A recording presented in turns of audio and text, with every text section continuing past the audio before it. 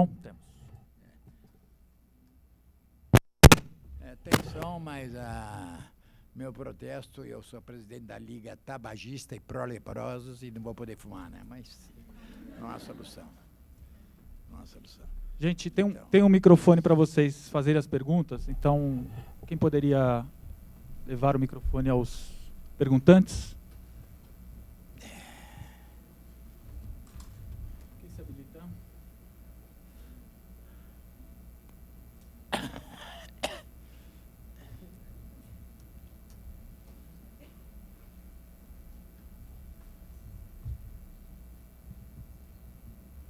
Oi, boa noite.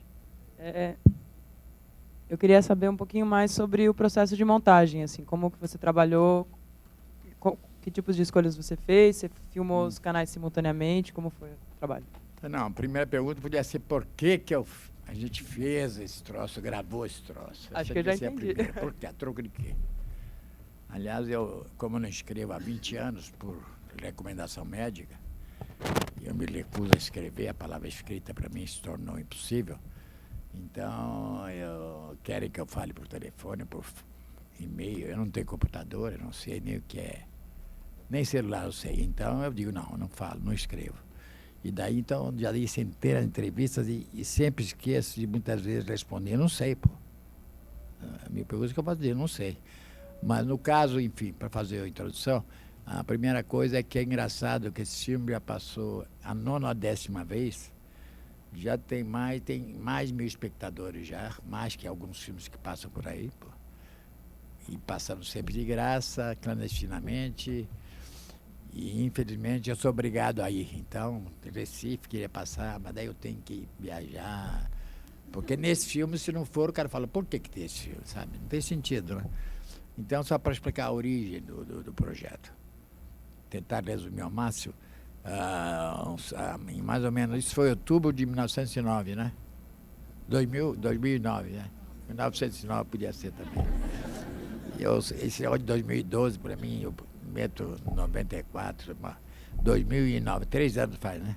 2 anos e meio, né? Bom, eu estava acabando um filme, que não importa qual é, daí o João Moreira Salles, que tem produzido meus filmes desde o final do século passado, eu nunca pedi para ele, quero fazer um filme X.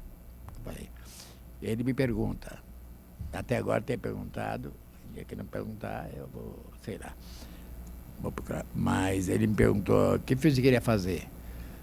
E eu disse, olha, eu queria fazer um filme baseado em citações, e que nada fosse, sabe,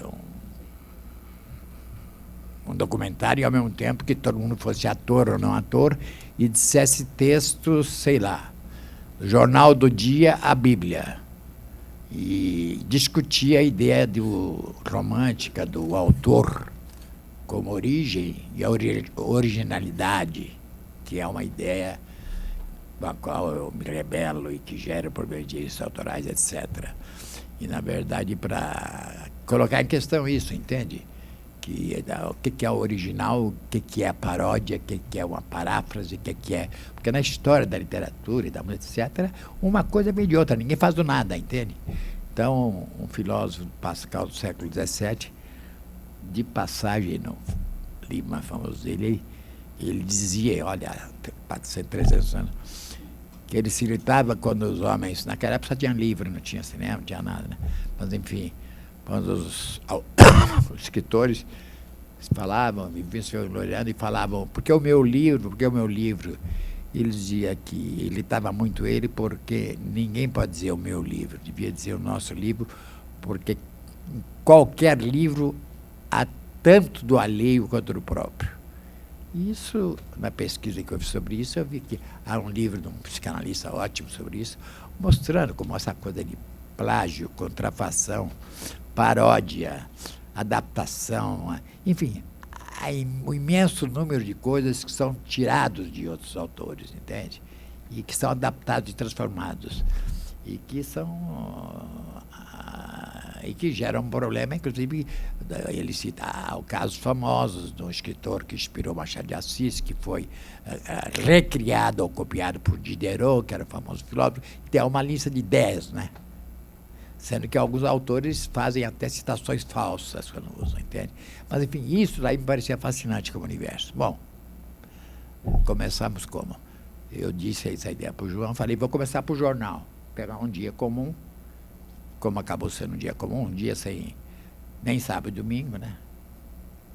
E nem um dia de grandes acontecimentos no mundo, e vou recolher os jornais, pelo menos de Rio e São Paulo, que eu não posso ser do Brasil, etc., e, a partir disso, procurar textos. Podia ser uma história da torice humana e podia ter textos da Bíblia, sabe? E teria provavelmente muitos atores, e não atores também, porque algumas coisas você precisa de grandes atores, era mais na paródia, né? Mas daí o João me disse, por que você não pega televisão para começar? Falei, porque televisão não passará nunca, direitos autorais. Ele falou, não, mas podia fazer experiência, a gente gravava aí um dia da televisão. Daí fez-se o contato com os técnicos conhecidos e tal, e se instalou no estúdio no Rio um sistema muito simples, no total de tudo, deve ter custado 20 milhões, um pouco mais, um troço que pegava as emissoras abertas do Rio, porque não podia pegar de São Paulo, e a tese era pegar só as abertas, fechadas não me interessavam e nem cabiam. As abertas de Rio e São Paulo, em São Paulo é Gazeta, lá é CNT, mesmo tipo de emissora falida, e MTV aqui é aberta, no Rio é fechado, sei lá, mas enfim. E por um azar, tinha 8 monitores, 9 monitores, e um que a gente montava, a gente zapeava no corte, direto. Entrou, foi para outro, fazendo um programa não fazia outro. Essa coisa era muito radical, né? E por problema técnico, a cultura não entrava só com... Então acabou não entrando. Mas entrou então o Canal Brasil e as emissoras privadas, digamos, entre aspas, né? Que é privado ao público do Brasil, é uma coisa difícil de dizer.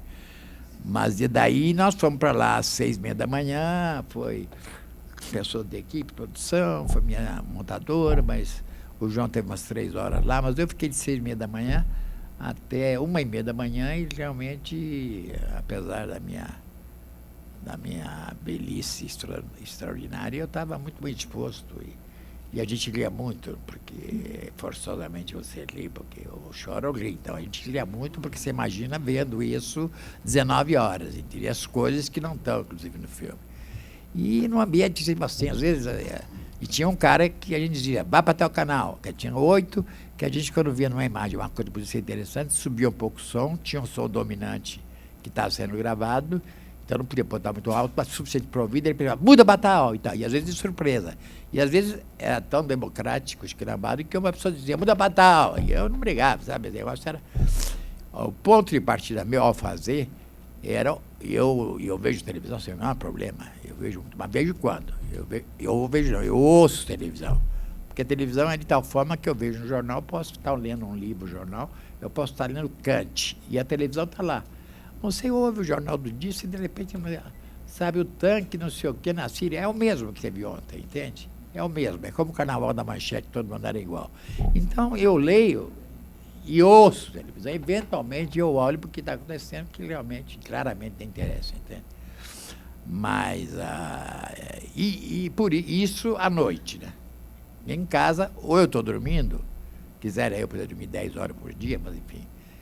Mas eu vou embora, eu não trabalho em casa. Eu acho, para mim, trabalhar em casa seria uma morte, porque eu acho que trabalho tem que ser um lugar fora de casa, né?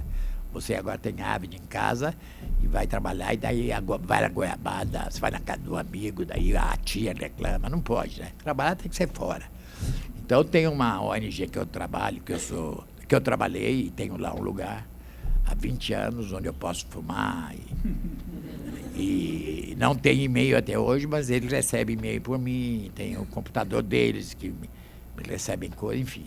Meu meio de comunicação com o mundo, tem um telefone e uma máquina de escrever Olivetti, 2, aliás. Todas funcionam mal e tal. Então é um lugar que eu fico, fora da vida do filme, onde eu fico e peço trabalho, ou sei lá o quê. E... Por que eu estava falando isso? Não. Então, o que eu conheci é de noite. Chego em casa entre 9 e 11 da noite, por aí, digamos. Né? Então, havia coisas que eu conhecia da televisão. E eu, aliás, não tenho nenhum problema. O ponto de partida meu não está no filme, mas, enfim, Eu não sou aqueles caras que, sabe, a televisão é horror, essa coisa toda. Eu não tenho essa visão do mundo. Eu acho que justamente falta no Brasil quem veja. Sabe, as pessoas que falam a novela é péssima, é péssimo, falam enquanto intelectuais, como nós, entende? E a quem essa programação é dirigida? Ao povo. E às vezes dá certo, às vezes não, porque isso não é uma máquina. Tem um monstro, assim, que é o Estado, o capitalismo, que fala para a televisão, que tem o anunciante e faz e tal. Erram até na publicidade. E a outra coisa, como a recepção popular é? Eu não sei qual é. Ninguém sabe, porque não há livro sobre isso, entende? Então, eu já fiz 10 projeções em gente como eu, que, né, tem essa coisa, a televisão é um lixo, que acaba sendo um troço, seja gerado, pô, a televisão é um lixo, o povo que gosta disso é um lixo, entende? E é errado. E eu vou, finalmente, porque é um pouco complicado, pelo problema de direito autoral, ter esse clandestino, o CECIP tem um trabalho no Morro do Alemão, e eu pretendo fazer a primeira exibição, realmente, que vai ser importante, assim, para mim, que vai ser com o público do Morro do Alemão. Pessoas que estão nos cursos lá de informática e tal, e gente do Morro que quiser ver, né? Onde realmente tudo vai se configurar de um modo diferente, porque vai ter muito evangélico, vai ter gente que vindo bem, as pessoas sabem, não somos nós. E, ao mesmo tempo, complicado, porque isso aqui não é que é televisão. Para qualquer... Eu não sei como vocês ficaram até o fim, porque isso aí você está submetido a Você não pode usar controle remoto, você não saindo. Então, eu imagino que nas exposições que a gente faz, pouca gente sai, devia sair a metade. Porque é uma tortura ver o troço, porque isso, sabe, como é que chama isso?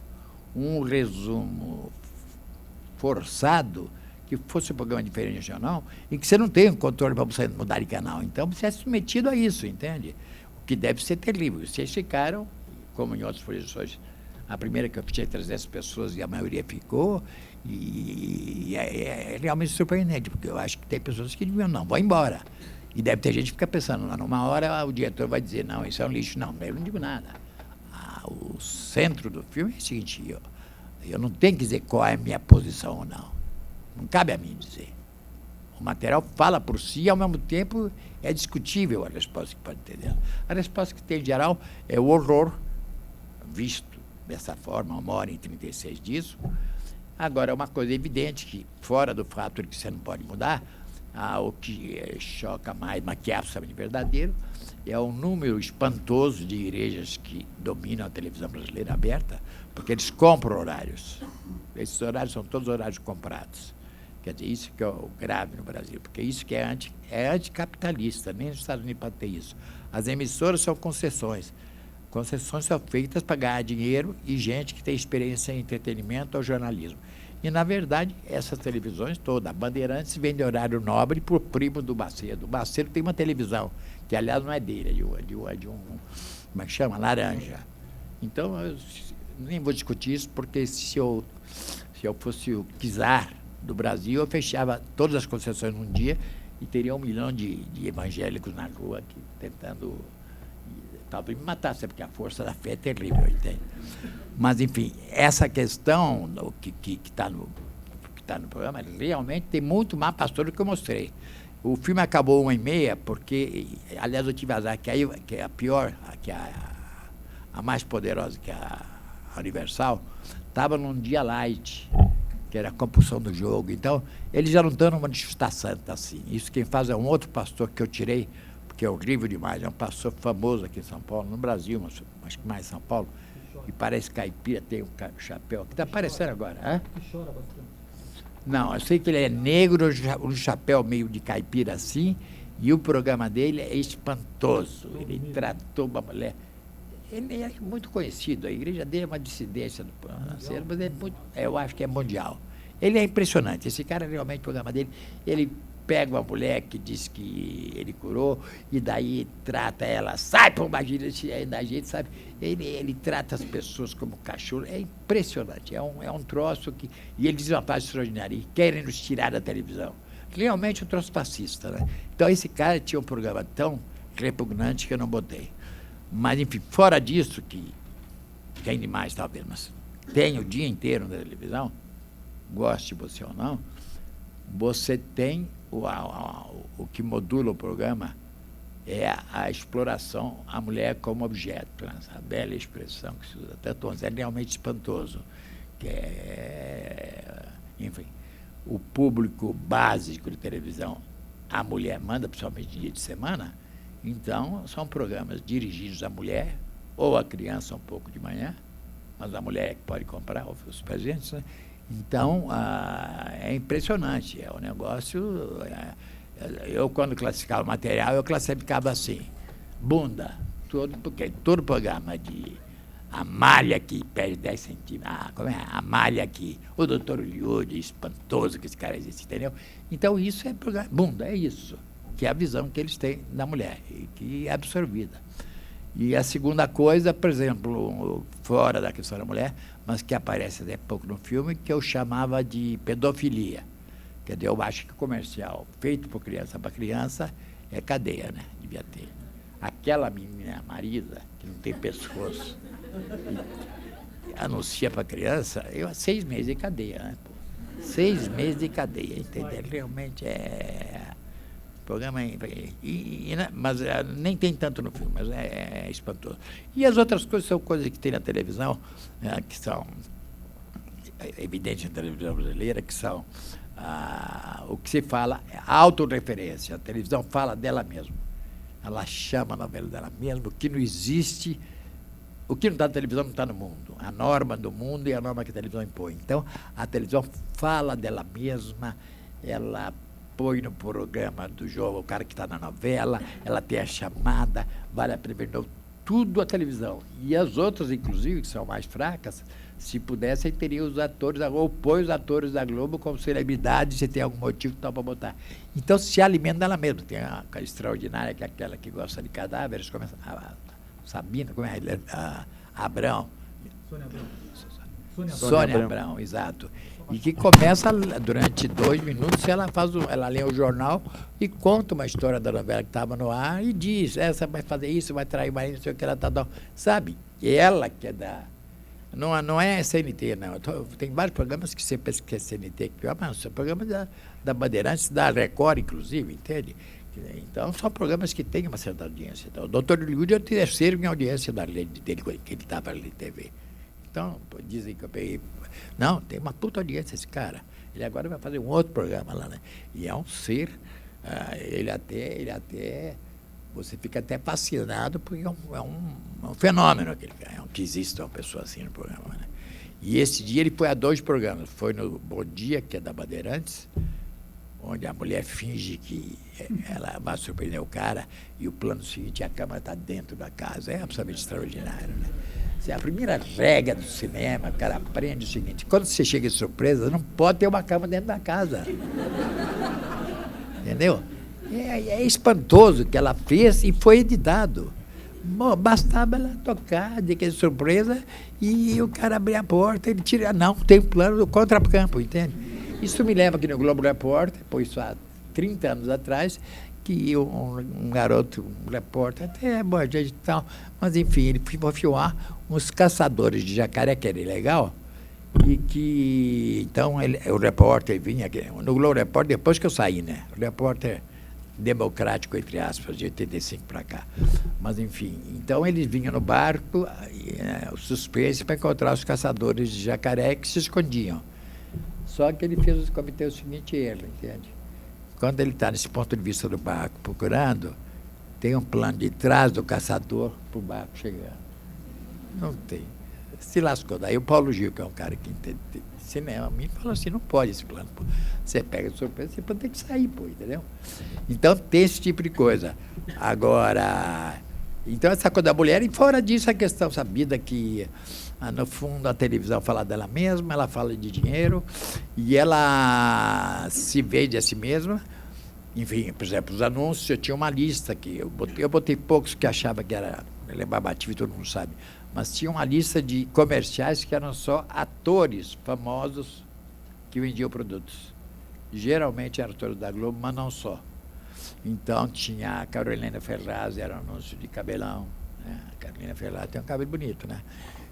O que é? Shampoo, sei lá, água Que coisa era. Cauã Leimão vendia um troço, produto, acho que uma joia. Tinha uns 20.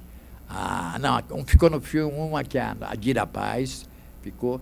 Tinha um que era a Camila Pitanga e a menininha Thais Araújo. Enfim, uns 20, entende? Mas, na verdade, eu reduzi o número de anúncios que achava que era ineficaz, já era muito sabido e tal. Enfim, por que foi feito? A gente gravou, o João viu a gravação, a gente lia pra cacete, porque como é que vai aguentar sem rir, né? Pô? Depois, você pode chorar depois, mas na hora é espantoso. E quando aparece a mulher mais feia do mundo, dito em letreiro, você fala, a mulher mais feia do mundo que beija o espelho, aquelas mulheres, entende? E o único programa que eu interferi em termos de montagem, porque no resto é rigorosamente... Em primeiro lugar, a primeira regra do jogo é montar o filme com uma... Isso era essencial para criar um ritual que evitar a montagem fácil. Então, tudo que está aí está no horário exato. Então, se tivesse um programa que tivesse ao mesmo tempo eu perdi. E não podia entrar um troço fora do contexto dele, entende? O contexto do horário. Então, a gente começa realmente com o programa da TV Brasil, que é o curso de inglês. Que, aliás, era muito raro e engraçadíssimo. Era espantoso o curso de inglês. Mas, inclusive, tinha um problema que começava, às 6h15 antes, começava com o pastor Malafaia, que é um grande ator, e fazia esse troço ter livro Davi e Golias. E eu não queria começar com ele, mas do ponto de vista ético, eu tinha que começar com ele, que era pouco antes do canal Brasil, não. TV Brasil. E daí estava com esse problema. Quando eu vi o material bruto, eu vi que tinha uma reprise no CNT, eu acho, que ele repetia exatamente os mesmos programas. Eu falei, me salvou. Daí eu botei o horário em que o programa foi repetido. Então, todos os horários são rigorosamente iguais. E, ao mesmo tempo, tentei evitar todo tipo de montagem subjetiva do seguinte tipo. Por exemplo, os candidatos que aparecem. Tem um anúncio e entra o livro do William Bonner. Ele está antes e depois é igual. O Roberto Freire aparece, corta, que era o programa eleitoral do PPS, ele fala lá o papo dele, e tem um corte direto para cerveja, cascatinha, como é que chama? Geladinha, como é que chama? Como é? Como é? Cristal, eu não bebo cerveja, então. É, Cristal. Então, corta direto, é sensacional o menino de programa. Já o outro, perceber que é espantoso, ele é... E outra coisa, foi colocado antes e depois do anúncio. Por exemplo, antes do Roberto Freire, acho que antes do Partido Comunista Roberto Freire, entra o Johnny Cash. Johnny Cash não, como é que chama? Esse que canta há 50 anos. Johnny Metz. Som livre. E corta pro cara. E outra coisa, esses anúncios foram colocados, por exemplo, do PCB, exatamente, eles são intervalo do Jornal Nacional. E foi colocado exatamente no ponto que está, eles deram fade e entra o William Bonner de novo. Então, tudo isso foi colocado, não, sabe? Então, eu podia ter montado, por exemplo, e seria obedecer ao horário, eu poderia ter montado o Lula dizendo nós podemos, que é extraordinário, eu poderia ter cortado direto para o Amaury Júnior, com aqueles granfinos, e dizendo vamos homenagear o Banco Central, que faria ser muito mais picante. Mas eu botei o nome para o Amaury Júnior, aquela musiquinha com aqueles granfinos, até chegar a pergunta, para não ficar uma coisa fácil, entende? Então, nada foi feito para não isso, para sabe? Não foi. O efeito existe porque você corta simplesmente. Então, um exemplo fundamental para mostrar o rigor de não fazer a coisa de montar da minha cabeça, pode entrar tudo, porque senão isso é fácil, entende? Então, tem um troço maravilhoso, que eu espero que não tenha causado a demissão da menina, não, porque eu acho que não. Mas que é extraordinário, porque é contínuo. Muitas coisas foram de surpresa, e como eu disse, não. Tem coisas que foram uma escolha. Por exemplo, A Mão dos Anéis não podia ficar fora do filme. Eu acho aquilo uma obra-prima, né?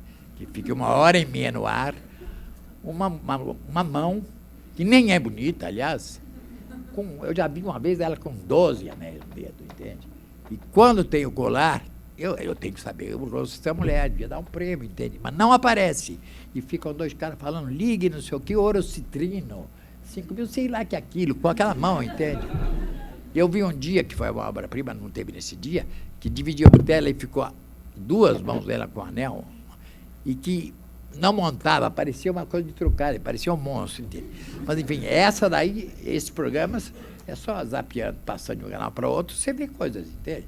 Eu estou zapeando um dia lá e tem a programa daquela menina, essa que casou com o Mick Jagger, tem o filho com o Mick Jagger, como é que chama? Que eu adoraria ter no filme.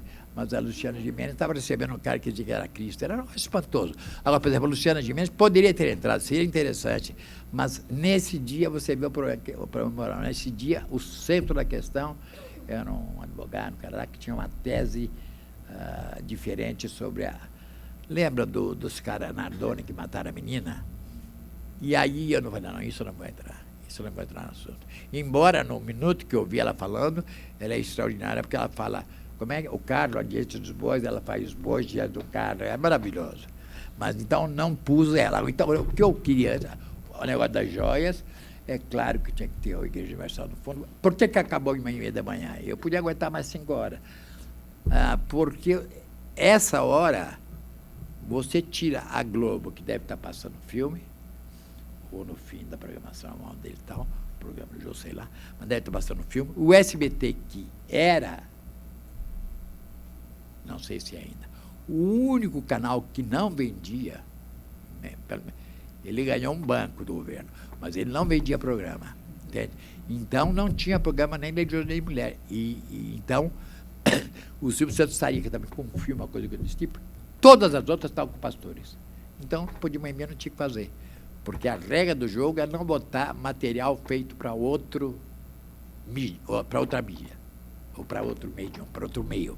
Então, claro que cinema tem silêncio. Então, filme não podia entrar, porque em filme pode passar, Antonioni passar o quê? Porque a regra do jogo da televisão, que só não acontece em novela, porque dramaticamente está justificado pra cacete, o silêncio não existe. O que você vê nesse filme, não tem um segundo que tenha silêncio. Ou tem música, ou tem alguém falando. Então, você imagina, não sei como vocês ficaram até o fim. Eu acho que é um masoquismo profundo que vocês têm para ter ficado. Bem, mais ou menos...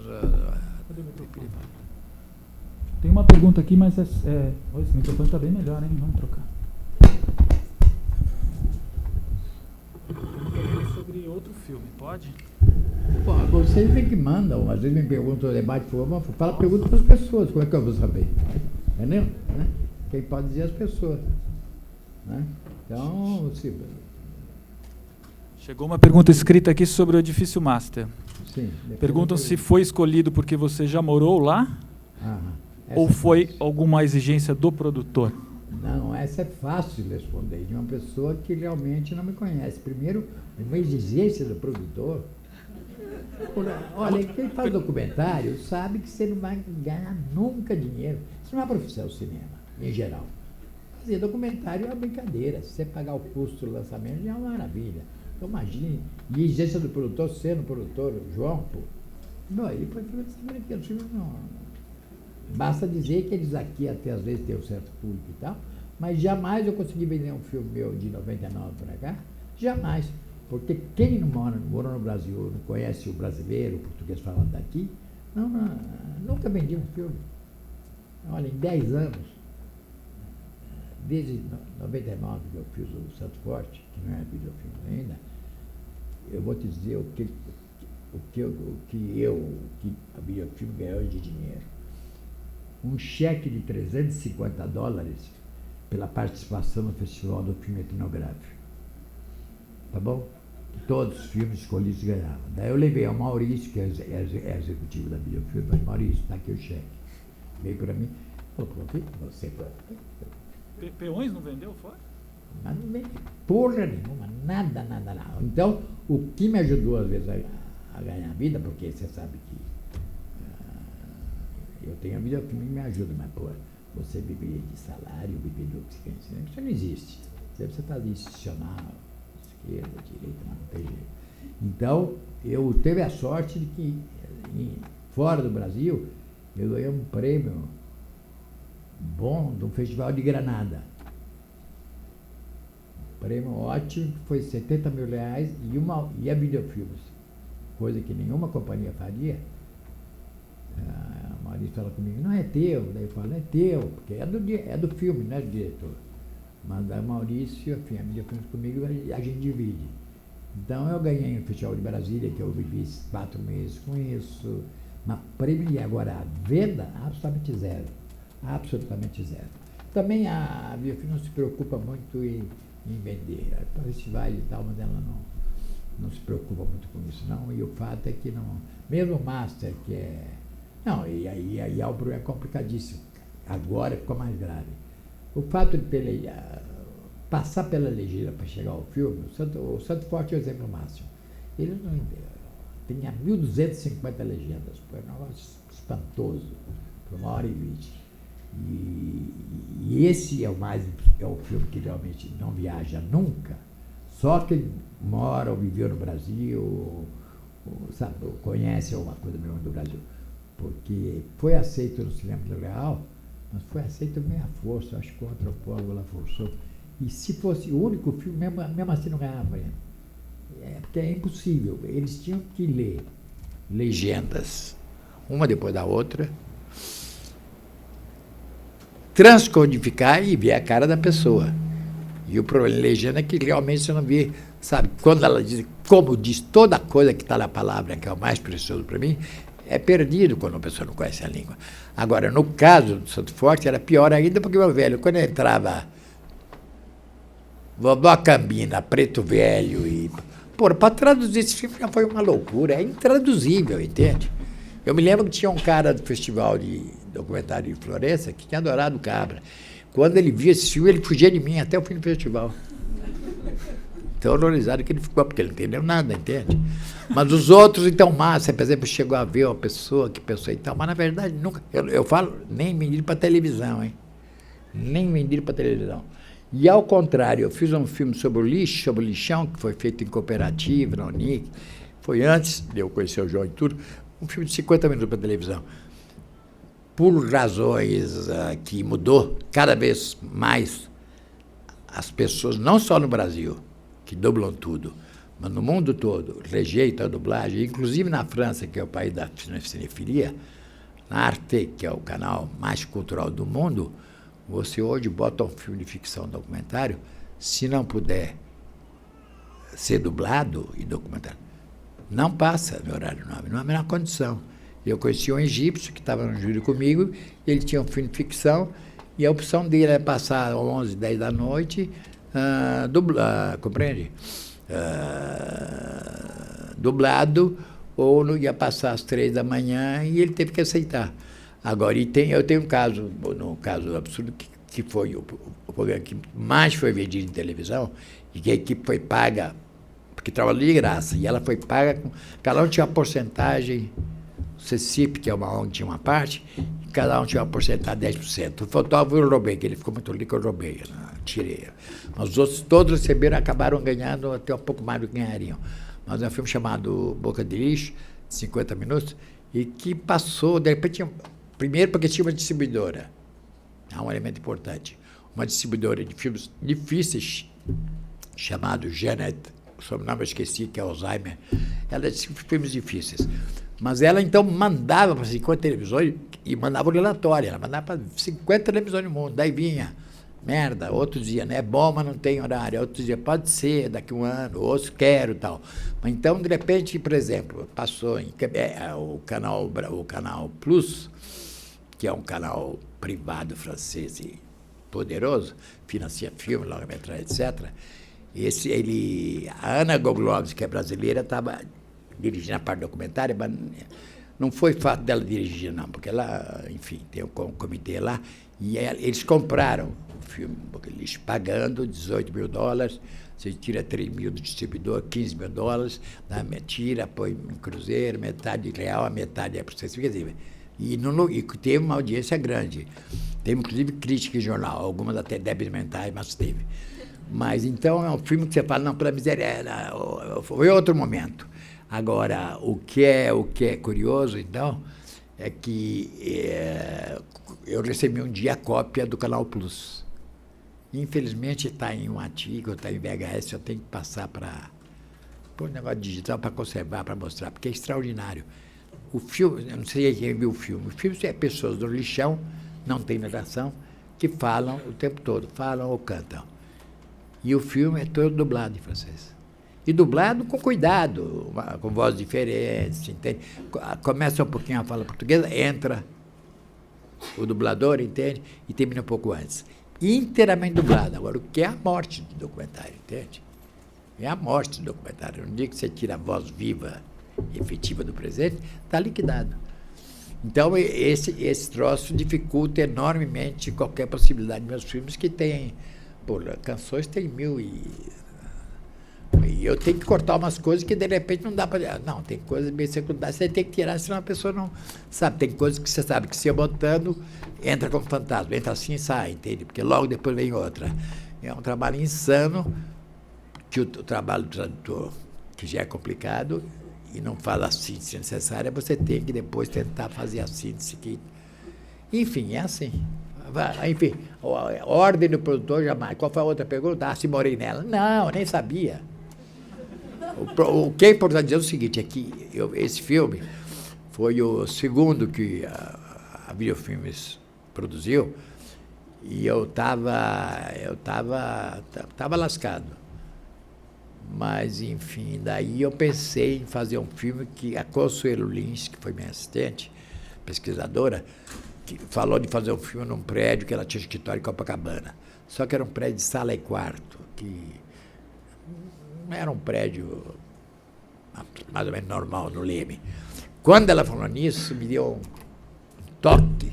Se ela falasse, se eu fazer um filme sobre Copacabana, sobre os velhos em Copacabana, sobre as putas, teria passado batido. Mas quando ela falou um prédio, isso para mim é um troço essencial, toda a locação única, entende? Porra! Resolveu. Não é um filme sobre a classe média, não é sobre Copacabana. Aliás, não há uma imagem de Copacabana no filme. Aliás, não há imagem nem do prédio sequer. Mas daí ele me deu um troço, daí eu roubei. Eu roubei a ideia dela, ela deixou. E daí começaram a fazer, ela e um amigo começaram a fazer pesquisa fim de semana para ver no jornal, né? Os prédios que tinha, para poder visitar apartamento, para ver se encontrava algum. O primeiro que encontraram, que era mais ou menos forte que o... menos terrível que o outro, o síndico lá falou que os condôminos não aprovaram e tal, e dificilmente alguém aprovaria. Não há um prédio desse tipo. Há alguns lá, tipo Rajá, que eu não queria, porque o Rajá tem, sei lá, tem 800 mil pessoas, mas tem tudo lá. Lá você tem o tráfico de droga completo, a prostituição completa. Então ali você não filma mesmo, e isso eu não queria. Eu queria um prédio realmente que fosse isso, mas que tentasse manter, sabe, tentar manter uma certa ordem. Daí eu estava sem prédio, e não sei se conseguiria. Quando daí, nada como acaso, uma amiga minha chamada Enísca, que estudava antropologia, que eu conhecia assim mais ou menos, um dia apareceu, eu falei, eu estou com produção e não tenho um lugar para filmar, um prédio. Ela falou, eu morei num prédio que pode servir. Morei 2 anos, ela e o marido. Eu falei, mas por quê? Onde? Copacabana, conjugado, tinha que ser conjugado, 300 apartamentos, 12 andares. Daí eu falei, mas e por quê? Porque o síndico fez uma reforma material e moral no prédio tão grande que ele manda no prédio.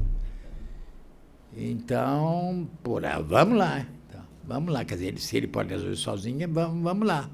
Daí nós preparávamos um papel, o filme não tinha nome, a gente inventou um nome, Copacabana 2001, e dissemos que íamos fazer um filme em um prédio ou mais, assim tal, mas se ele autorizaria filmar no prédio dele.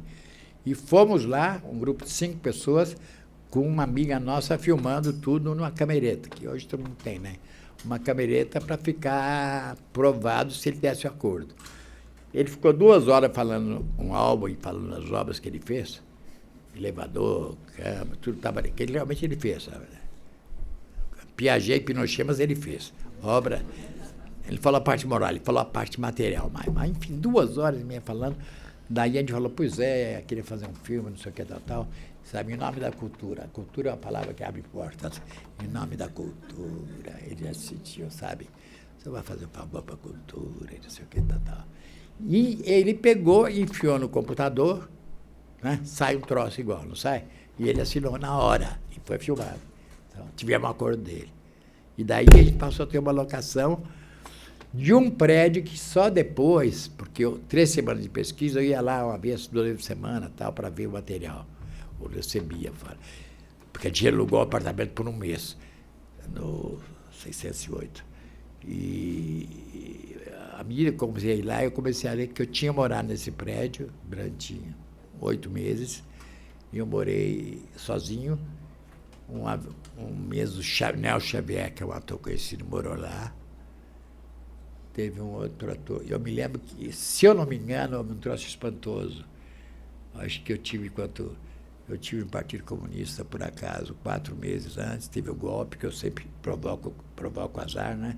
Daí teve o golpe, daí tinha uma outra reunião para espalhar uma com Vianinha, numa cobertura da Suzana Moraes, umas 2 ou 3 assim, sabe? E houve uma... Não, antes do golpe, que, portanto, me disse, às vezes tinha umas reuniões, etc. E eu acho que o Jabor estava presente. E vinha um cara do comitê lá. Não, comitê não. Um cara vinha lá e dizia outro pai. Mas então, nesse prédio daí, eu vivia num momento em que ele não era nem um bordel e não era a maravilha que ficou. Era um prédio que você pega aquele corredor e olha, você imagina. Mas como eu era uma pessoa para dormir e saía, não me deu angústia, sabia que era de passagem. E eu nunca quero dar a impressão que quem veio para aí não era um inferno, não é inferno. Depende se é um inferno. Para pessoas que estão começando a vida, é um passagem por lá. No filme tem gente de classe média, média baixa e média alta. Tinha pessoa que veio de favela e tal.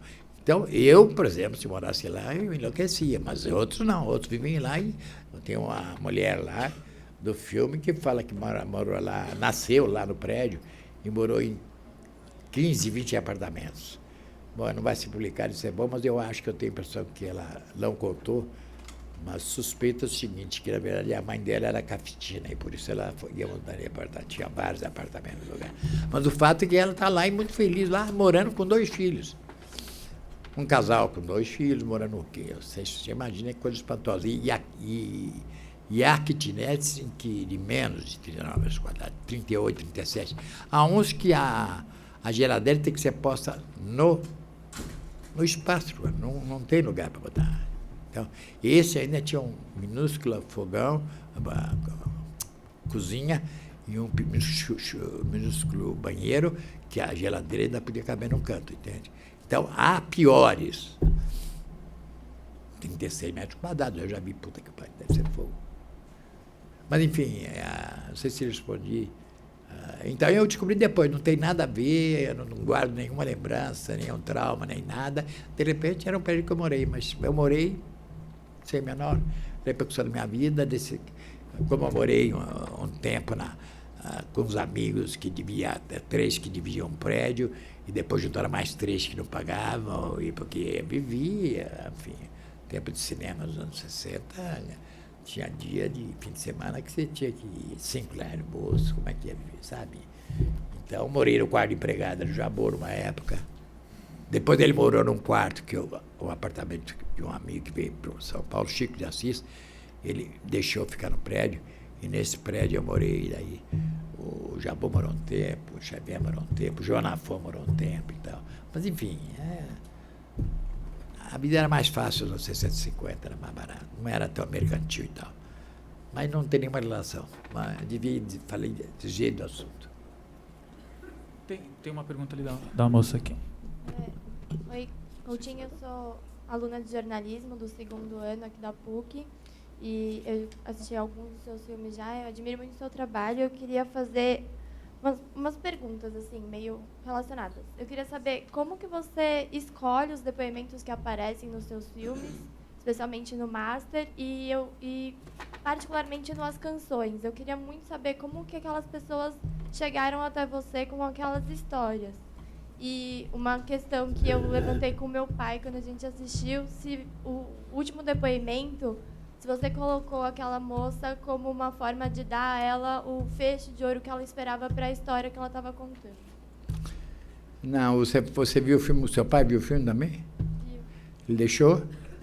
Quantos anos você tem? 21.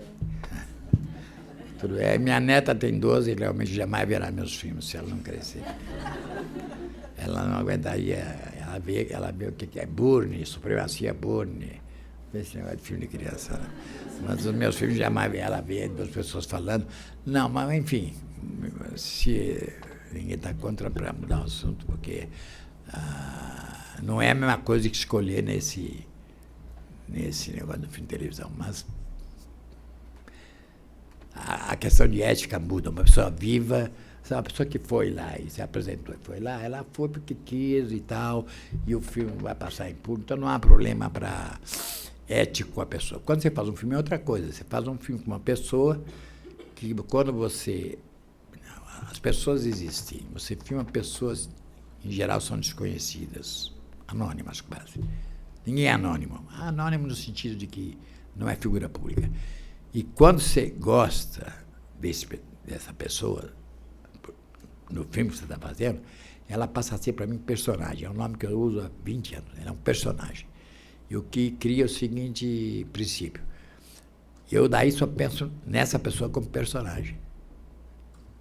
Tem meia hora, fica 20, fica 8, sabe? Como que esse personagem se construiu para a câmera, como ele era, não importa. Como ele foi naquele momento que eu filmei. Ao mesmo tempo, eu só penso nela como pessoa, quando eu estou montando, em função dela não ter prejuízos materiais ou simbólicos. Exemplo, eu ponho um cara que fala mal do patrão, vai ser demitido. Não, é uma questão complicada. Né? Eu não posso botar porque ele pode ser demitido, teria que consultar ele. E há questões meio indefiníveis. Por exemplo, tinha um cara que não entrou no filme, no Master, que era um garoto que cantava, e a cena era extraordinária. É uma pena que os pais dele não autorizaram, porque ele não estava na lista, era o único cara que não foi pesquisado. Foi pesquisado, mas se achou sem importância. E a gente está indo fazer a última entrevista do filme e ouvimos um som que vinha do apartamento. Os sons que vêm no máximo apartamento são incríveis, que vinha o som do motor, do elevador, sabe, das caixas de máquinas, com música, com ruídos, sabe, é um negócio terrível. Porque alguns ficam com a porta aberta, inclusive. E daí vem um som estranhíssimo, e a segunda câmera filmava e a equipe, de repente, paralisada, primeiro pela técnica de som que parou e percebeu. Eu custei para perceber, os outros pararam, então era uma equipe filmando outra e a gente interdito no que fazer, porque eu ouvi uma voz cantando uma música dela. Como é que chama? Shakira? Não, uma das latinas que era famosa. Que é Cristina Aguilera. Cristina Aguilera, que eu nem sabia quem era, mas enfim, não sabia, mas não conheço. Mas uma voz cantando e até aí tudo bem, de repente. Mas, de repente, eu, pelo menos que você percebi, eram duas vozes cantando. Então, baixinho a gente dizia que o mais bacana nem era o personagem, era a surpresa de encontrar e falando baixinho, por exemplo, quem é? Você foi entrevistado, quem é esse apartamento, sabe? Porque eles tinham feito a busca de todos, né? E daí, então vou tocar. Bom, tocamos, acabou, passou um tempinho, acabou uma voz, acabou outra voz, ficou silêncio, veio uma pessoa que era um garoto de 17 anos e meio, que simplesmente nos dias todos, ou vários, ele faz, como é que chama, karaokê com Cristina Aguilera. E daí eu entrei e ele, mas vocês aqui, mas não sei o quê. E ele estava louco para entrar no filme. Me surpreenderam, ele ficou meio enleado, meio desconfortável, mas ao mesmo tempo gostando. Daí eu cheguei, não, tá tão bonito, você está cantando, como é que era tal. Daí ele cantou para nós, a Cristina Aguilera inteira. Nós filmamos impiedosamente ele cantando. E depois ele explicava que ele sabia inglês, o que dizia a letra e tal, não sei o que e tal. E nesse final da entrevista chega a mãe dele. E todos os caras que a gente entrevistou eram avisados, eram todos maiores, era tal dia, tal. E ela chegou, ficou surpresa, porque estavam na casa, não tinha combinado e tal. Então já criou um mal-estar, ela não assinou autorização. E, na verdade, depois ele tentou e não autorizaram, os pais. O pai era garçom, vivia com 2 filhos, ele 17, uma filha de 20, imagina, naquele apartamento. E ele era menor, então não podia utilizar um troço que o pai e que a mãe não autorizavam. E mesmo quando eu fiz como é que chama? O O DVD continuava havia um problema que não autorizava. E o problema ético que tinha, a cena é extraordinária, muito mais pela surpresa, pelo acaso da coisa. O problema que tinha que ser por ético é o seguinte, que ele cantando, a Cristina Aguilera, ele cantava com meneios extremamente gays, entende? E a discussão que você podia ter é o seguinte, até que ponto isso vai desmoralizá-lo na comunidade? Não, eventualmente não, mas o problema é como era menor. Quando eu fiz o DVD, eu pensava, inclusive, chamá-lo para ver e depois dizer, olha, você que disse, porque podia ser que não tivesse nenhum problema para ele, entende? Mas havia problemas dos pais, ele continuava com medo disso e tal, então ele nem quis, nunca viu e não entrou no filme. Ele foi à pré-estreia e ele até ficou, pô, eu queria tanto ter entrado. Bom, mas havia um problema, mas os pais não queriam. Então você tem problema. Então tem problemas de personagens, você tem que ver isso, que às vezes os problemas éticos são toda hora. A pessoa existe antes, existe durante o filme e depois do filme. Isso eu tenho no Canções um personagem que tinha um dos personagens mais fortes do filme, que é um caso limite do ético. É um cara que... Qual era a canção dele? Fera Ferida, de Roberto Carlos. Alguém conhece? Eu conhecia mal, inclusive eu conheço muito as mais antigas e tal. Mas esse cara, simplesmente, ele cantava para o nível dramático que eu quero, cantava forte. Mas a história dele era espantosa, mas era eticamente possível. Para resumir, era um cara que tinha... Estou falando aqui porque não é jornal, senão não diria. Não vai sair no jornal. A história dele é muito simples. Ele tinha 2 filhos, tinha uma filha, quando a filha tinha 6, 7 anos, ele soube, diz ele, tudo é diz ele, eu nunca sei se as coisas são verdadeiras, até que ponto. Que a mulher, ele descobre que a mulher diz para ele que a filha não é filha dele.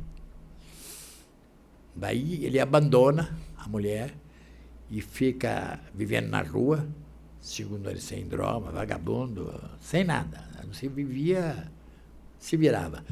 Mas com o único pensamento dele, e aí que lascou a questão. Esses 3 anos ele passou, ele ia acompanhando a mulher que ia para o Nordeste, ficava perto. Ele só pensava... Olha que coisa terrível, matar primeiro a filha,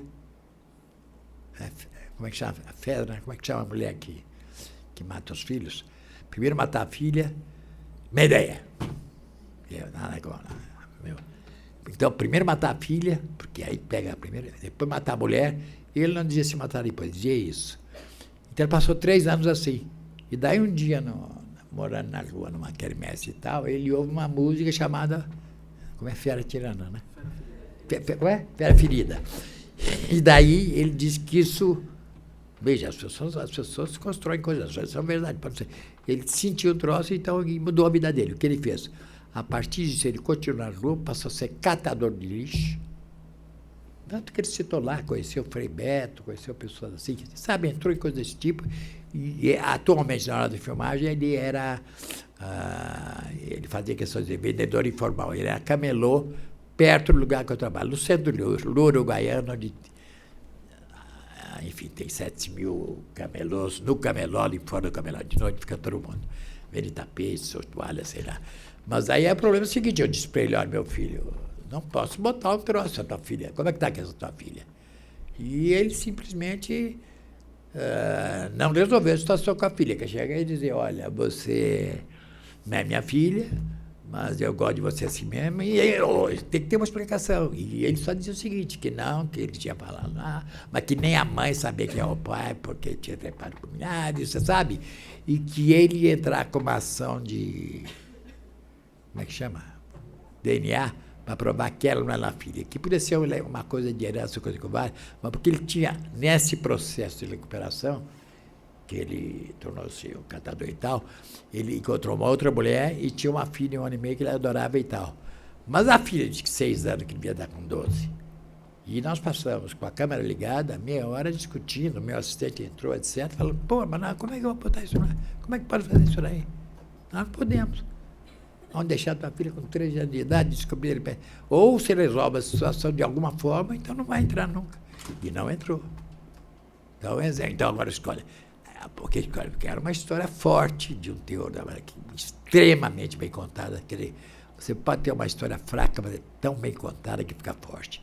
Então ele tinha a história era forte e ele contava com força e verdade. É esse para escolher um personagem.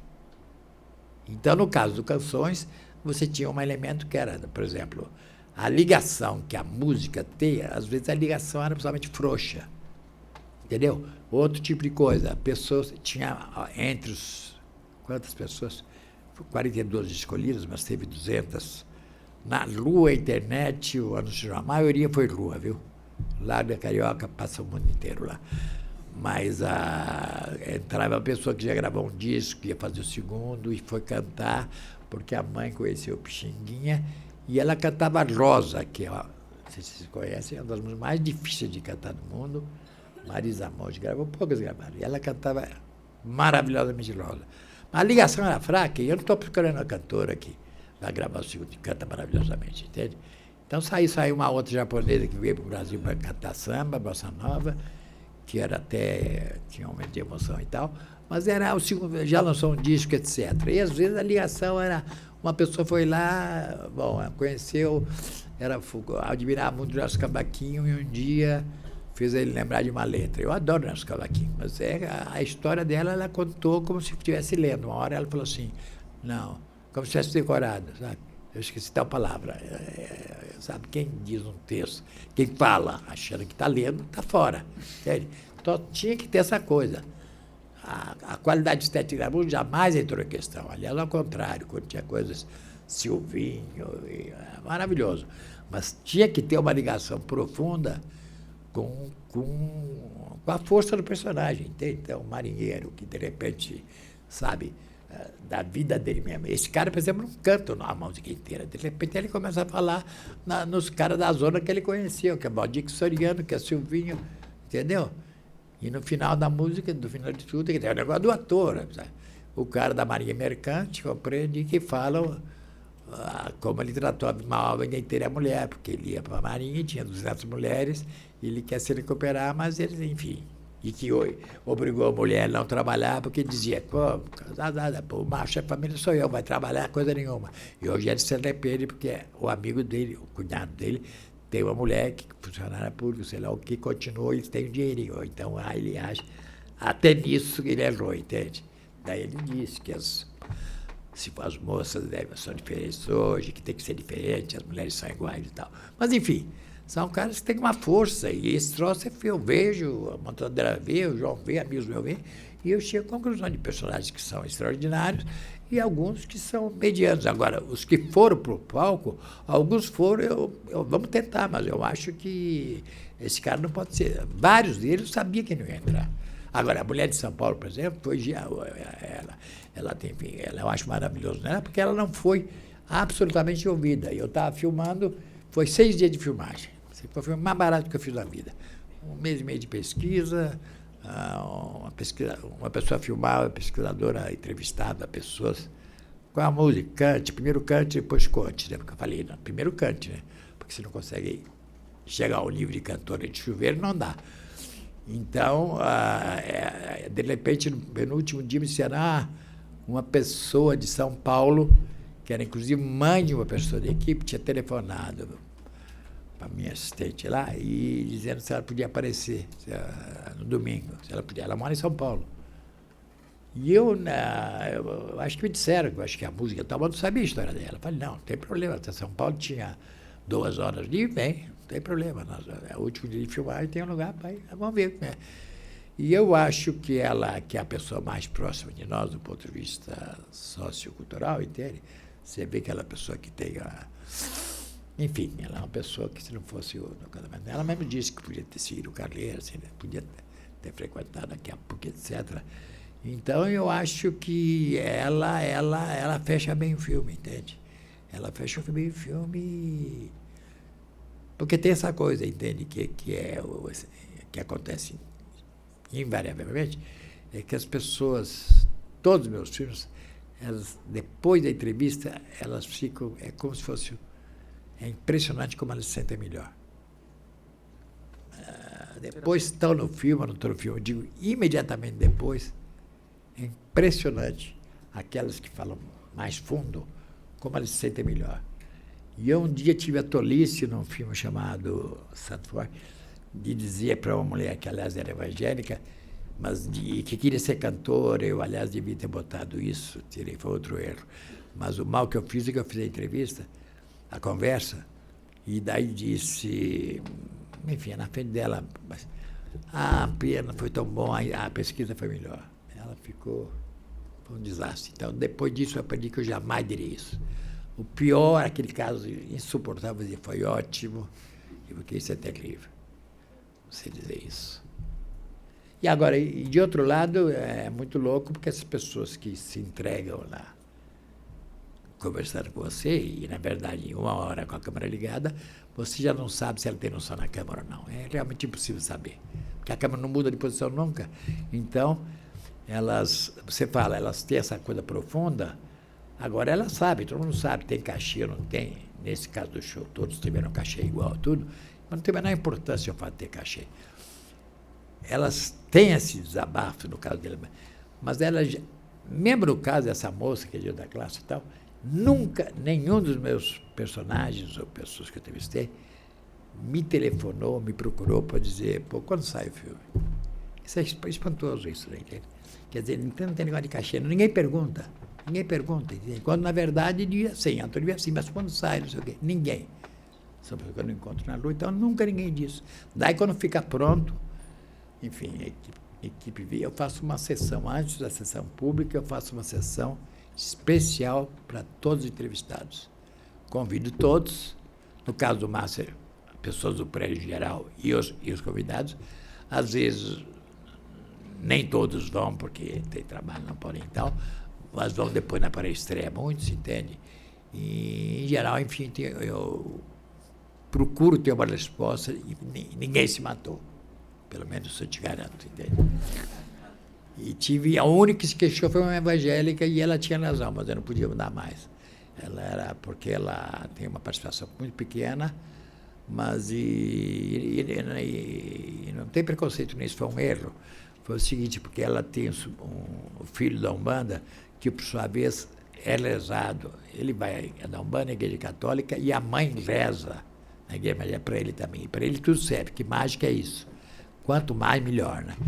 Então, eu fui botar a mãe, e a mãe, no depoimento dela, o mais interessante é que ela dizia que ela tinha sido a Umbanda, ficou evangélica, fanática mesmo, e queria cantar gospel, queria ser cantora de gospel, que é uma indústria hoje, você sabe, né?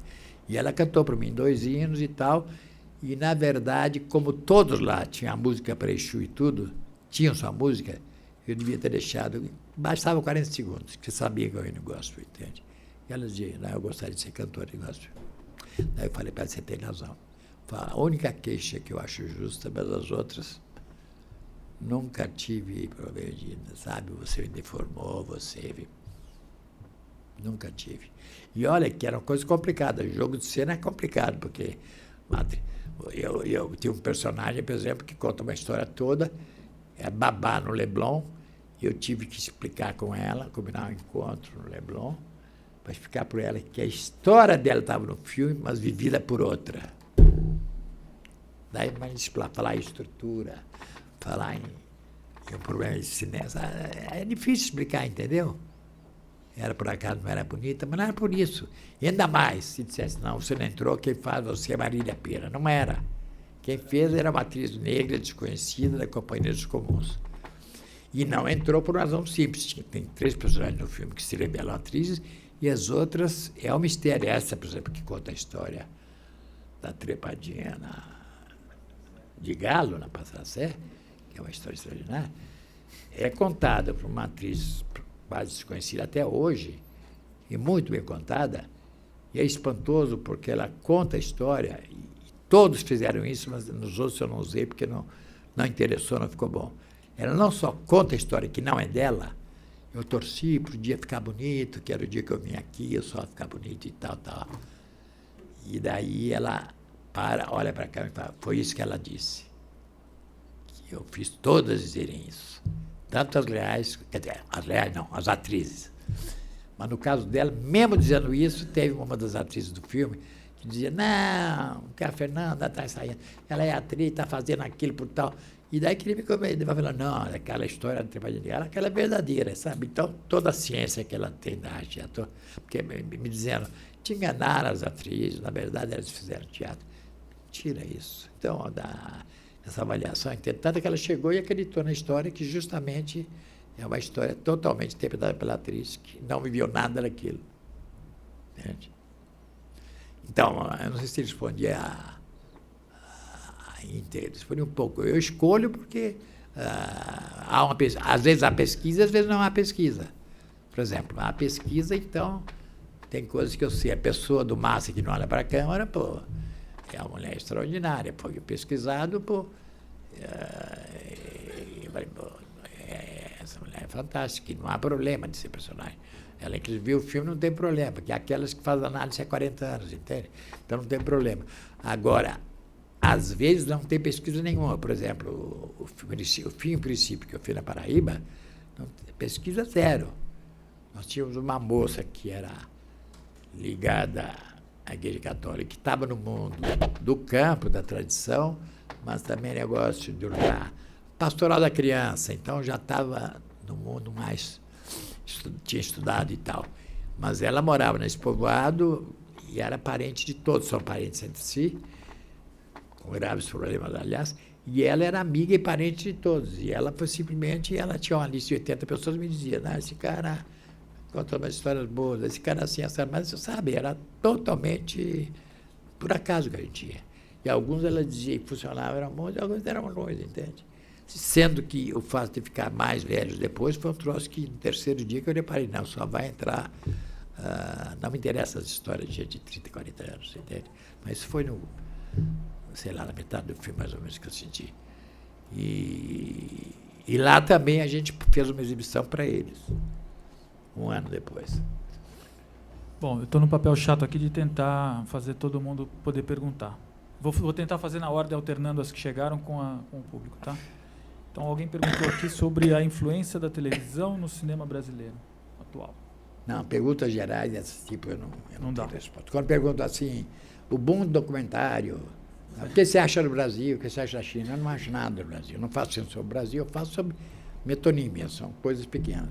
Então, como vocês dizem na televisão, não, pode ser muito fácil, só que tem um problema que você sabe no Brasil, que o cinema brasileiro só pode existir com um incentivo fiscal, ajuda do Estado. Todos os cinemas do mundo são assim, tirando o americano e o indiano, mas há o fato que realmente os filmes que chupam a dramaturgia de televisão são os filmes que, em geral, são os filmes que dão dinheiro. Em geral, não é a regra, mas em geral. Isso é assim. Respondeu. Bom, acho que ele está lá na frente, olha. Você passa para ele lá? Você vem? Depois é você. Tá?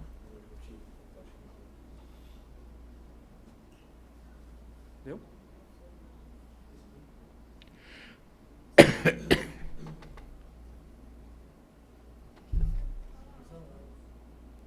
Alô? Boa noite, Coutinho. A primeira pergunta é uma dúvida que ficou, porque aparece um letreiro na montagem, que é a pesquisa para um filme futuro. Né? Então, se pudesse falar um pouco sobre esse projeto, onde você quer chegar. Né? Enfim, já falou um pouquinho aqui das suas ideias, mas pensar um pouco isso. E outra coisa, você começou, é uma pergunta que você começou a responder, mas, mais uma vez, eu não consegui ver você responder até o final.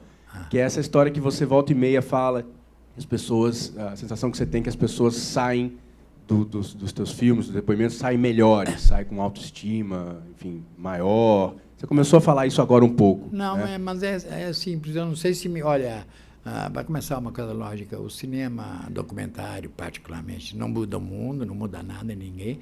Eu, quando filmo, jamais eu digo a uma pessoa, você vai ficar ninguém famosa, porque fica conhecida por poucas pessoas durante um ano, e depois você não sabe. Então, não engana ninguém. Então, eu não estou dizendo que muda a vida da pessoa. E não é verdadeiro, como alguns dizem, que uma pessoa filmada muda a vida dela para sempre. Isso é história, isso é cascata. Quando é ficção, é outra coisa. Então, não, eu estou dizendo que no momento da filmagem, a pessoa sai sei lá, quem faz análise pode ser que tenha momentos sensacioníssimos. Eu não faço análise, estou lá procurar ninguém, entendeu? E a outra coisa, é claro que as pessoas que eu filmo, tem 40, de repente algumas que eu não ponho, podem ficar sentidas, mas eu realmente, isso é uma inevitável. Um documentário você recolhe no Canções, tem uma série de pessoas que não entraram porque não dava, o filme não devia ter, a duração dele devia ser aquela e tal. Mas tem caras que porém no extra, se os direitos der para pagar, e que poderiam ter entrado. E alguns não entraram, inclusive, porque cantavam mal demais, e daí era terrível. É uma pena, duas do Pais e Filhos do Legião Urbana, com histórias ótimas. Mas a primeira questão foi... O projeto foi tudo. Não, isso daí que dizem que foi um efeito, um jogo para evitar a censura e tudo mais, bom, pode até inconscientemente, mas na verdade era um filme futuro. Quando foi passado a primeira vez na Mostra de São Paulo, foi em 2010, sei lá, setembro, não me lembro quando, foi a primeira exibição pública no Pedro Bombril, que chama Cultura agora. Então, quando a primeira exibição pública, que o Cacoff topou e foi sem entrada, sem divulgação, e tinha um nome que eu inventei lá, e tinha esse troço para um filme futuro, que era porque 2 meses depois eu pretendia fazer um filme com cenas da televisão, dos jornais e de um monte de disco que eu tinha coletado. E quando eu vi a exibição em São Paulo com 3 pessoas, eu vi que não tinha menor sentido eu fazer um filme, uma paródia desse tipo de material, entende? Por exemplo. E que, sabe, era uma loucura meter num filme que ia ter, sei lá, 50 atores, ia ter direção de artes, figurino. Eu falei, não, essa eu não vou. E voltei, eu ia filmar em dezembro, era fim de outubro, novembro. Falei, suspende esse filme, que esse filme eu não quero fazer, com 50 atores. E com o problema de direito autoral continuando a existir, mesmo que eu parodiasse, entende? Então, eu disse, não vou fazer, e daí a solução tinha que ter um projeto barato, que podia atrasar 2 meses no máximo, mas fácil de resolver. Daí eu fiz um troço que eu queria fazer há muitos anos, que é isso. Um filme que é Canções, que antes eu queria fazer só Roberto Carlos, mas há muito tempo que eu queria fazer Canções. E é um filme que foi baratíssimo, porque evidente que se eu fosse à casa das pessoas, eu teria gasto 3 semanas. Mas graças a Deus eu não fui, não me interessa. O filme que eu gosto do filme é que não tem nada no filme, não tem um cartaz, não tem nada. Tem o preto de veludo da cortina, um imenso estúdio, e tem as pessoas que vêm, às vezes caminham ou não, e que falam. Não tem uma coisa que não seja isso. Isso é que eu gosto no filme. Isto é o melodrama tratado com ascetismo. Você me entende? Eu adoro o melodrama. Mas justamente por ser isso, você trata, sabe? Você não chora junto com o personagem. Ao contrário, nunca chorei em filme. Tem histórias terríveis, entende? E eu ouço aquilo como uma coisa preciosa e um tesouro para mim. Mas não implica que eu chore junto. O problema da distância com o personagem é essencial. Você não pode estar tão perto que você chore junto, e você não pode estar tão longe quanto a maioria que critique, ou coisa que segue, que a maioria de cineastas de esquerda fazem, entende? Vem criticando o menino. Daí nada sai, entendeu? Então o cara, quando dizia Silvinho, dizia, pô, mas que maravilha, sabe? Eu estou aberto para tudo lá, entende? Se o troço é bom, se o troço é forte, entende?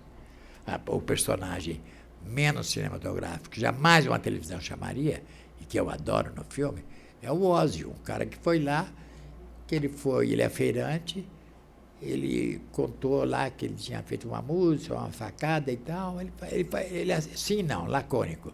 E daí a música da tal mulher, morreu, tal, não, mas não vou cantar. Eu falei, pô, esse cara eu vou chamar. A gente chamou, R$300, ele está lá, ele na estação rodoviária, ele foi roubado por 2 pivetes, levaram os R$200 que ele tinha, só soube depois e mandei pagar 200 a mais para ele não perder dinheiro, mas para sentir o nível de caipira dele. E daí eu falei, porra, você não foi à polícia para reclamar? Ele falou, não fui, porque eu sou muito medroso. Se eu fosse reclamar, podia ser que me pegasse pior, entende? Mas esse cara, ele simplesmente, a grande vitória que eu fiz, foi que ele dizia sim, não, mora sozinho, sim, sabe? E de repente ele conta, perdi 3 mães no ano. É uma loucura, né? É a mãe, é a sogra, né? E a mulher. E daí eu pergunto, daí ele fala uma coisa incrível, ele encontra outra mulher, e que daí então ele pede para a mulher ficar longe dele. Eu falei, pô, esse negócio, o que é? Negócio espírito, negócio, como é que você faz para a pessoa ficar longe, entende? Joga quebranto, polícia, que não pode chegar perto, para não agredir, como é que faz? Ele não respondeu, ele cantou. Música dele, música letra dele. Em que ele pede para ela ficar longe e diz que é o grande amor dele, que é a mulher que morreu, entende? Então, esse cara não foi à sessão de estreia, ele não deve ter visto o filme. Ele deve ter ido por curiosidade aqui na hora, mas tanto é verdade que ele sai da entrevista, ele não espera o sinal de sair, ele fala assim, bom, já está andando, tá, você, muito obrigado, tá, e sai. E o câmara não consegue nem levantar para acompanhar. Ele te manda. Quer dizer, é o cara anti-Big Brother, anti-televisão que jamais teria, entende? E é maravilhoso, ele tem um cara que faz música no fim do mundo, que agora mora em São Gonçalo, e que de repente perdeu o treino e canta as musiquinhas dele, quer dizer, sabe? E sai aquilo, tem uma força extraordinária, porque sai do fundo, de repente ele ter cantado para mim foi agora. Se ele não cantasse. E ele não comenta, aí pergunta, você canta, tu é. E você canta, não, fica assobiando na lavoura, tal. E ponto. Ora, sozinho, maravilhoso. Sabe? É o lacônico absoluto. Então eu adoro esse cara. E ele não está lá para fazer número. Ele nem quer se ver. Entende? Isso. Não sei se respondi, mas enfim.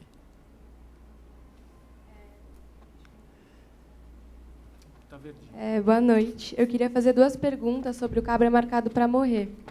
A primeira é o que te levou a retomar as filmagens quase 20 anos depois? E a segunda é qual é essa linha, e se existe, entre o diretor e o personagem, na medida que você interfere nas filmagens e, em última instância, na vida das próprias personagens, em especial na Elizabeth Teixeira? Não, primeiro vamos separar, né? Primeiro, não, porque eu esperei, eu não podia fazer, desde que eu filmei, cheguei a fazer um copião, eram fragmentos sem menor sentido, e simplesmente se verificou que não, só posso filmar esse filme quando houver pelo menos uma anistia. E aí só pôde começar, eu só entrei com o projeto na Embrafilme em setembro de 79, quando saiu a anistia, que foi um troço, não foi a coisa da ditadura. O fato de haver anistia, as pessoas pensam que os camponeses são analfabetos. Simbolicamente foi um dado importantíssimo. Quando viram que teve anistia, Arraes, Prestes, todo mundo voltou. Então, só ali é que eu tenho que o projeto, que foi filmar em 81, onde era ainda aquela abertura complicada, com mas eles sentiam condições de falar.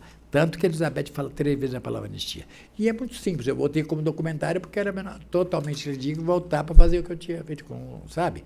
O que passou a ser importante é que fim levaram esses caras que foram atores num filme sobre a vida deles mesmos, e particularmente a Elizabeth. E aí tem um elemento novo que eu nem sabia se a Elizabeth estava viva quando fui filmar. E acabei encontrando os filhos, que são essenciais, entende? Porque o problema é justamente as pessoas desconhecidas nunca são personagens de filmes desse tipo, né? São sempre. E hoje, o João Pedro, que o Sted ele vive citando e homenageando e tal, se não houvesse o filme, a Elizabeth, o lugar. A única pessoa que mudou a vida dela, se é para interferir, eu nunca interferi na vida de ninguém. Os filmes não mudaram os personagens. Na Elizabeth Teixeira, pelo fato do filme ter tido o sucesso crítico que teve, tornou a Elizabeth simbolicamente inviolável. Eu pude dar uma casa para ela com o dinheiro que veio do exterior para ajudar a terminar o filme, e ela tem uma casa, e ela, agora, no dia 2 de abril, o 50º de João Pedro Teixeira, teve um comício, pouca gente, mas teve, que estava lá o STED, a Comissão Posterior da Terra, da Elizabeth. E ela passou a ser uma pessoa inatingível. Já mataram Margarida Alves, que é outra mulher, né? Mas ela passou inatingível. Ela foi a Genebra, ela é convidada para... Agora está com 88 anos, mas enfim, ela foi convidada. Do ponto de vista... Essa pessoa, eu mudei a vida dela. Eu me salvei, de certa forma, porque eu tirei do armário o filme, e a vida dela eu mudei. E as outras, eu não mudei nada. Eu não mudei nada. Não posso mudar, não tem como mudar. Mas não fiz mal. Que eu saiba, não fiz mal. Eu tenho um cantor no filme Santo Forte, que é um negro, uma voz maravilhosa, que ele foi umas 20 vezes o filme. E as pessoas cumprimentavam ele, não sabe, não. Mas ele tinha esperança de gravar um dia, chamar ele para e tudo mais. Mas não tem esse troço. Um homem de 75 anos, sabe?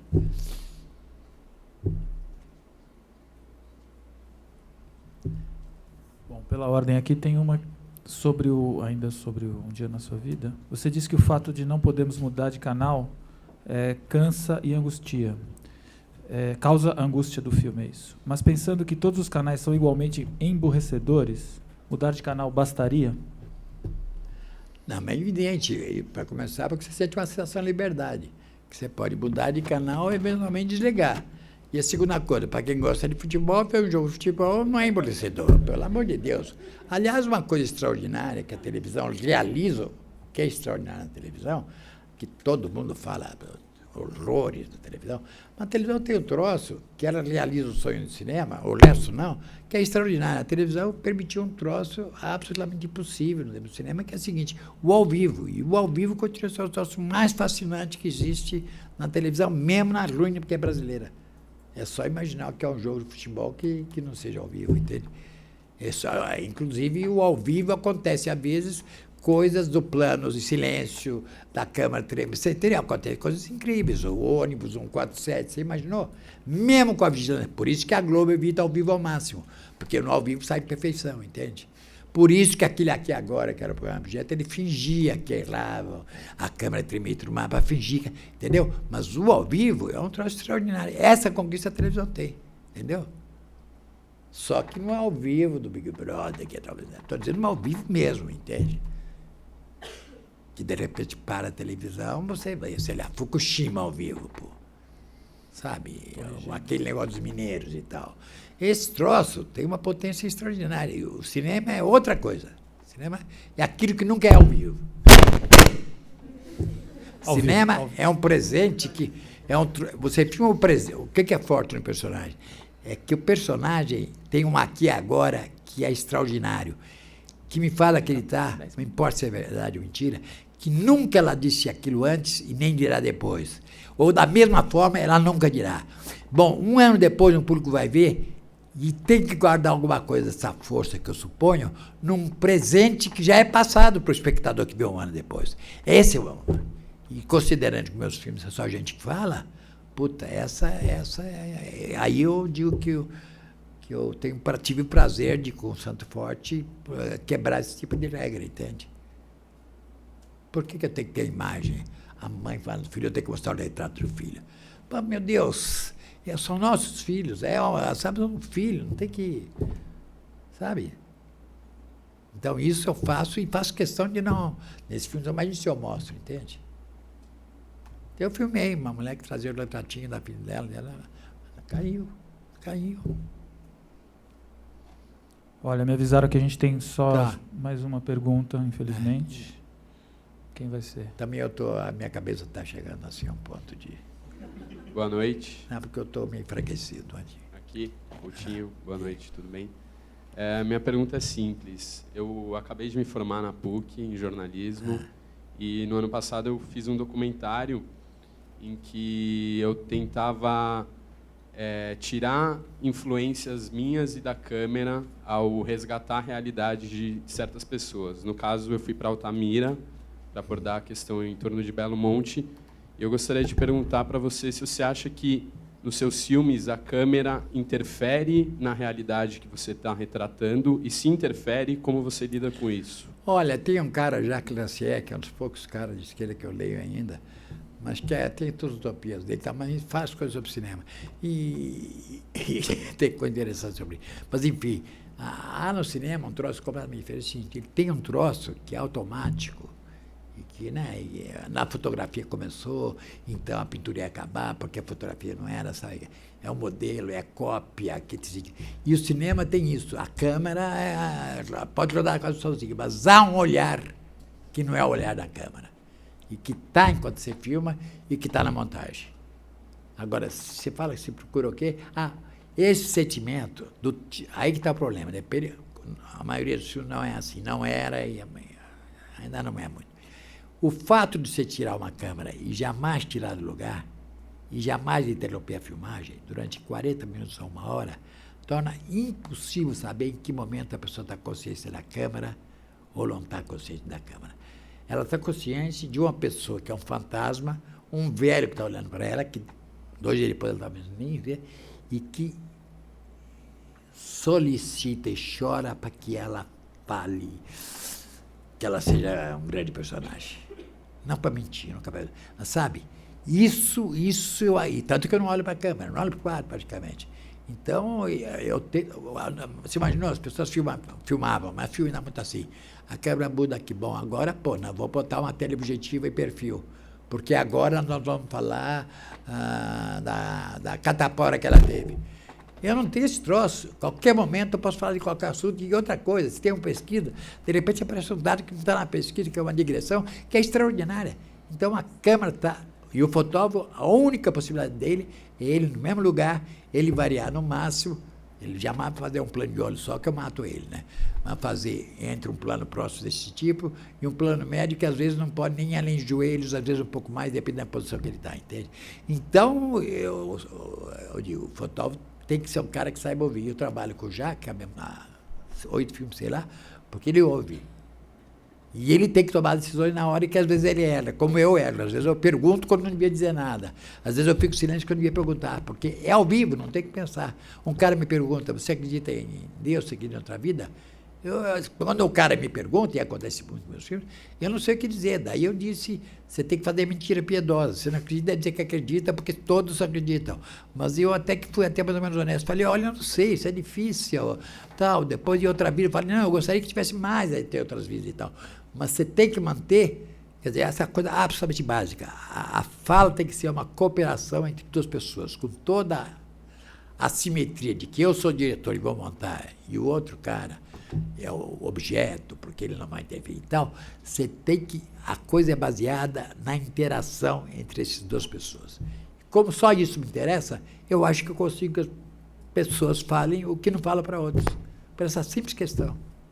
Isto é, aí começava o seguinte, eu fui filmar no lixo e eu cheguei a perguntar, aí eu não fui como lixo para filmar o inferno, eu fui com lixo com a possibilidade de seguir perguntar, aqui é bom ou mal?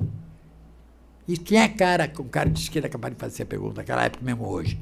E a resposta era o seguinte, não, bom não é, mas alguns dias, não é bom, não é, mas é melhor do que ser empregado doméstico. Quer dizer, eu estou partindo de que a minha experiência por isso que eu fico louco, intelectual, que se baseia em sua experiência. Meu velho, é uma estratégia de sobrevivência do brasileiro de 100 anos, e você fica dizendo aquilo é inferno. Se você diz que lá é um horror e eles são abutres, como você vai tratá-los? Daí você vai para o filme querendo que é mal como do governo e tenta fazer filme militante com isso. Não, me interessava ao contrário, tratá-los como nas contingentes da vida, eles estão no lixo, e eu vou ver isso como uma coisa, como outro trabalho, entende? Como eu fumo demais, não sinto cheiro, para mim não tinha mais nada problema no lixo. Eu passei 10 dias adorável, meus amigos desmaiavam, mas eu, como fumo demais, o cheiro para mim sem problema. E foi uma filmagem muito dura, porque realmente o chão é fogo, as pessoas comem daquilo, e a gente saía, almoçava e voltava, mas no 5º dia que a gente voltou, a gente começou a ter aberturas, porque ninguém volta. Ninguém volta. A televisão vai e filma porque é ecologia, porque é um crime, porque mas voltar 10 dias lá, no 6º dia você quer dizer, como é que vai? Entendeu? E não sabia o que era, entendeu? Então acabamos ganhando a confiança. Uma mulher que não queria falar, que dizia que a gente estava filmando porque eles comem aquilo e tal. A gente, no fim eu fiquei conversando com ela durante as filmagens, sem filmar. No fim, marquei a última filmagem, no último dia de filmagem, e na casa dela, ela estava lá, e é um discurso dela maravilhoso, em que ela fala da família, dos 10 filhos, que ela não quer fazer aborto, que aborto não pode, e ela diz que come daquele lixo, mas que não tem que espalhar para os outros saberem, etc. Mas, enfim, ela se abriu porque criou um tipo de conversa na filmagem que permitiu que ela confiasse em mim para dizer, entendeu? Desaparece? É impossível dizer, desaparece e aparece. Como eu não toco em problema técnico, não discuto, não muda nada, eu tento filmar as coisas mais simples, não se fala dela. Agora ela está presente. O cara vê a câmera chegar, às vezes tem luz, mas é uma luz discretíssima. Então, é um troço que é como é que chama isso? Um ping-pong, uma gangorra, de estar bem na câmera, mas que está pensando no futuro espectador de um filme um ano depois, ela está pensando mais, talvez, em mim, tem gente na equipe que está perto e tal, e às vezes simplesmente esquece o resto, entende? Tinha uma mulher no Massa que saiu, mas eu botei em circunstância para aparecer, que falou, não, eu sou garota de programa, mas não vou falar que eu sou, eu vou falar de a peça que eu escrevi, e não vou falar disso. Daí ela foi lá falar, ela ficou 2 horas contando a peça, e depois ela contou tudo que ela fazia como garota de programa. Eu falei para ela, porra, você não disse que não ia dizer isso? Ela falou, eu falei. Ela tinha esquecido que tinha publicado. Daí ela contou uma história de um americano que gostava dela, não sei o quê, a fantasia dela. Mas eu tirei a parte que ele dizia. Mas, quer dizer, ela ficou tão inconsciente da câmera que ela acabou dizendo aquilo que ela disse que ninguém podia falar. Havia uma outra que não, que topou dizer que era. Ela disse, não, eu falo que eu fiz uma peça sobre isso, mas eu não vou dizer que a senhora, meu pai não sabe. Daí ela esqueceu a câmera. Entendeu? Então, a prova como isso é difícil de se medir. Bom, eu preciso agradecer a Beatriz Macruz, Obrigado a a Ruth vocês por Espina, terem que ficado. idealizaram este evento, especialmente ao Coutinho e ao pessoal da técnica TV PUC, a DTI, que possibilitaram a transmissão pela internet, e a íntegra, se tudo der certo, deve estar no site da gente. Passou a internet o quê? Não o filme? Não, a nossa conversa aqui. Pela internet? Daí estou fodido, realmente. Não, de jeito Não, eu já fiz um depoimento que é para a posteridade, e isso é sinal de morrer logo. não, Então, que isso. depois vir para a posteridade é a puta que eu pariu, né?